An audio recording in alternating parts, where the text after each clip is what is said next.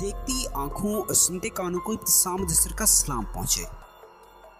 ناظرین گرامی، Ertugrul Ghazi 13ویں صدی کے اناطولیہ کی ایک عظیم و شان داستان ہے۔ ایمان، انصاف اور محبت کی روشنائی سے لکھی جانے والی ایک ایسے بہادر جنگجو کی کہانی ہے جس نے اپنی ثابت قدمی اور جرأت سے نہ صرف اپنے قبیلے بلکہ تمام عالم اسلام کی تقدیر بدل ڈالی۔ کئی قبیلے کے سردار سلیمان شاہ کے بیٹے ارطغرل غازی نے اسلام کی سربلندی کی خاطر اپنی جان خطرے میں ڈال کر اپنے جنگجوؤں کے ساتھ مختلف ادوار میں صلیبیوں، منگولوں اور سلجوقی سلطنت میں موجود غداروں اور دیگر اسلام دشمن کو شکست سے دوچار کیا۔ آئیں تاریخی شواہد اور اس داستان عظیم کو قلم بند کرنے والوں سے بیان کی گئی اصل کہانی کو جاننے کی کوشش کرتے ہیں۔ اس لیے آپ سے التماس ہے کہ ویڈیو کے آخر تک ہمارے ساتھ جڑے رہیں، نیز اس ویڈیو کو لائک ضرور کر دیں۔ ناظرین گرامی، 13ویں صدی کے آغاز میں امت مسلمہ ایک کٹھن وقت سے گزر رہی تھی۔ اسی عرصہ میں دنیا کے نقشے پر ایک نئی سلطنت ابھرنے لگی۔ چنگیز خان کی قیادت میں منگول سے تعلق رکھنے والی فوج پوری دنیا پر اپنی حکومت قائم کرنے کے لیے اپنے 7 علاقوں پر حملے کرنا شروع کر دیے۔ یہ لوگ مشرقی یورپ سے حملہ کرتے ہوئے وسطی یورپ تک جا پہنچے اور سارے علاقوں کو اپنے قبضے میں لے لیا۔ ان کافر اور بے ضمیر لوگوں نے معصوم جانوں کے خون سے ہولیاں کھیلی۔ اس ظلم و بربریت کی مثال رہتی دنیا تک قائم رہے گی۔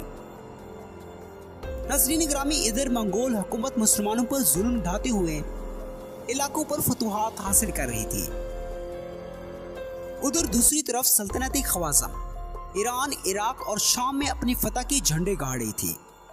منگول حکومت نے اپنے پورے لشکر کے ساتھ سلطنت خوارزم پر حملہ کیا اور اس کو بھی اپنے قبضے میں لے لیا۔ اس سلطنت میں موجود قبائل محفوظ مقامات تلاش کرنے کے لیے ادھر ادھر بکھر گئے۔ بعض قبائل نے ایران اور عراق کا رخ کیا جبکہ بعض نے مصر کا رخ کیا۔ ان قبائلوں میں سے ایک قبیلے کا نام کائی قبیلہ بھی تھا۔ ناظرین گرامی، یہ وہ قبیلہ تھا جس کا نام رہتی دنیا تک قائم رہے گا۔ کائی قبیلہ دوسرے قبیلوں سے بڑا اور طاقتور تھا۔ یہ قبیلہ سردار شاہ سلیمان کی قیادت میں اپنے وطن خراساں سے ہجرت کرتے ہوئے ملک شام تک پہنچنے کا سفر کر رہا تھا، لیکن دریائے فرات کو عبور کرتے ہوئے سردار شاہ سلیمان ڈوب گئے اور اپنے خالق حقیقی سے جا ملے۔ سردار شاہ سلیمان کی وفات کے بعد قبیلہ منتشر ہو گیا۔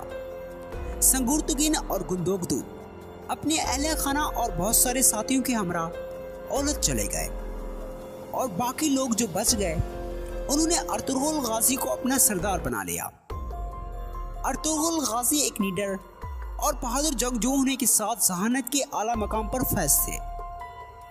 سردار ارطغرل غازی اور اس کے چھوٹے بھائی تندار سمیت 420 گھرانوں کے قریب لوگوں نے ایشیا کوچک کی طرف ہجرت کی اور سلجوقی سلطنت میں شامل ہو گئے۔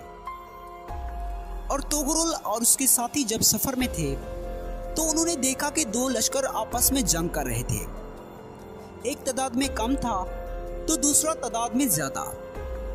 انہوں نے کم تعداد والے لشکر کی مدد کی اور مخالف لشکر کو دھول چٹا دی۔ بعد میں پتہ چلا کہ جس لشکر کی انہوں نے مدد کی تھی وہ سلطان علاء الدین کا لشکر تھا۔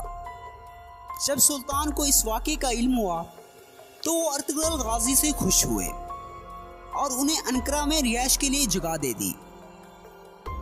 کہا جاتا ہے کہ سلطان علاء الدین نے کئی قبیلے کو انقرہ کے قریب جگہ اس لیے دی تاکہ سلطان علاء الدین اور اس کی سلطنت دشمنوں کے حملوں سے محفوظ رہے۔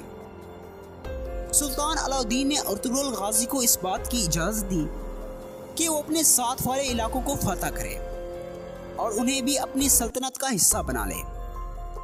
ارطغرل غازی نے اپنی بہادری کے جوہر دکھائے اور بہت سارے علاقوں کو فتح کیا۔ سلطان علاء الدین نے سغوت کا شہر بھی ارطغرل کے نام کر دیا۔ یوں ارطغرل غازی کی بہادری کی مثالیں پوری ایشیائی کوچک میں پھیل گئی اور بہت سارے ترک قبیلوں نے ارطغرل غازی کے ساتھ ہاتھ ملا لیا اور یوں ارطغرل غازی سارے ترک قبائل کا سردار بن گیا۔ ارطغرل غازی نے سلطان علاؤدین کے ساتھ مل کر منگولوں اور بیزنطینیوں کو شکست دی اور اس کے بدلے میں فتح ہونے والے شہر کو سلطان نے ارطغرل غازی کے نام کر دیا۔ ارطغرل غازی 90 سال کی عمر میں اپنے خالق حقیقی سے جا ملے۔ اس کے بعد ان کی بیٹی عثمان غازی نے اپنی بہادری اور جرأت سے کئی علاقے کو فتح کیا۔ اس وقت سلجوقی سلطنت بالکل ختم ہو چکی تھی۔ عثمان غازی نے اپنی فتوحات کا اعلان کرتے ہوئے ایک الگ سلطنت قائم کی۔ یوں دنیا کے نقشے پر سلطنت عثمانیہ ابھرنے لگی۔